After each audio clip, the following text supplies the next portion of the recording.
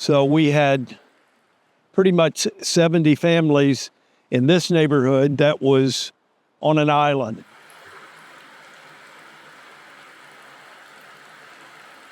This is the bridge that comes into my neighborhood. This bridge was damaged in the entryway.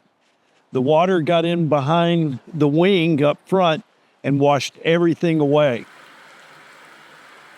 Hurricane Helene caused pretty massive damage to the bridge. There were large trees laying on top of it that had floated across and through the steel. We had power lines laying on top of it. Both sides, the approaches were compromised. We all pulled together and we've made some temporary repairs, and we're waiting for the major repairs. Financial assistance from FEMA, it's going to help us fix this bridge. It's going to help us fix the roads. It's going to help tremendously help limit the financial damage in addition to the property damage that we've all suffered.